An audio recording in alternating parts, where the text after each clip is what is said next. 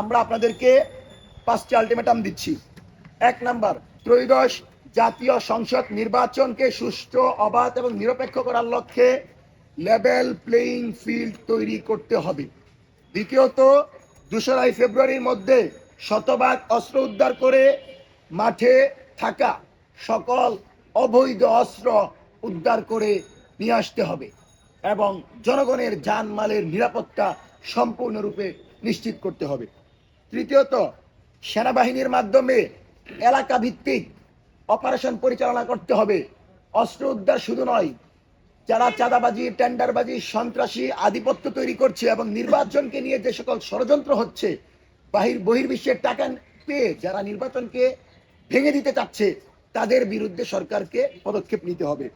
চতুর্থত, জুলাইয়ের সকল নেতৃবৃন্দের উপর সর্বোচ্চ নিরাপত্তা নিশ্চিত করতে হবে এবং প্রার্থীদেরকে নিরাপত্তা দিয়ে কোনো ধরনের আঘাত যেন তাদের উপর না আসে, সেজন্য অন্তর্বর্তীকালীন সরকারকে দায়িত্ব নিয়ে তাদেরকে সেই নিরাপত্তা নিশ্চিত করতে হবে এবং কোনো প্রার্থীকে অতিরিক্ত প্রোটোকল দেয়া যাবে না।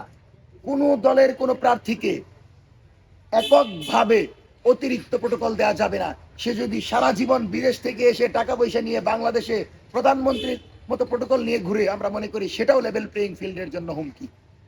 সুতরাং জামাত হোক আর বিএনপি হোক আর এনসিপি হোক, সবার জন্য বাংলাদেশ সমান। তুমি সংসদে যেতে হলে জনগণের ভোটে নির্বাচিত হয়ে যেতে হবে। কোন শক্তির কাছে কমিটমেন্ট দিয়ে বাংলাদেশের সংসদে আমরা যেতে দিব না। পঞ্চম, আমাদের দর্পণ, বাংলাদেশের দর্পণ, মিডিয়ার স্বাধীনতা নিশ্চিত করতে হবে, তথ্য সন্ত্রাস বন্ধ করতে হবে এবং একপাক্ষিক সংবাদ প্রচারের রীতিকে বন্ধ করে লেভেল প্লেইং ফিল্ডের জন্য মিডিয়াকে দিক নির্দেশনা দিতে হবে। মঞ্চ 24 5টি আলটিমেটাম স্পষ্ট দিয়েছে এবং আপনাদেরকে জানিয়ে দিচ্ছি, আপনারা জানেন কিনা জানি না, যদি পরিবেশ না হয় জনগণ কিন্তু মাঠে নেমে আসবে। যদি পরিবেশ না হয় বাংলাদেশে কিন্তু নির্বাচন করা সম্ভব হবে না। কারণ সুষ্ঠু নির্বাচনের বাহিরে গিয়ে মনের মতো দল কেন্দ্রিক নির্বাচন দিবেন আর সংসদে বসে বলবেন আমরা জনগণের প্রতিনিধি, আওয়ামী লীগের মতো, হাসিনার মতো, সেই সুযোগ আপনাদেরকে দেওয়া হবে না।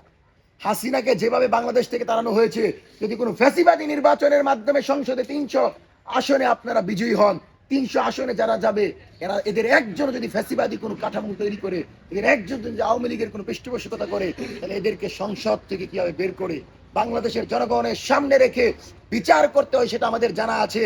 12 তারিখের সংসদ নির্বাচন যদি করতে চান, লেভেল প্লেইং ফিল্ড তৈরি করেন।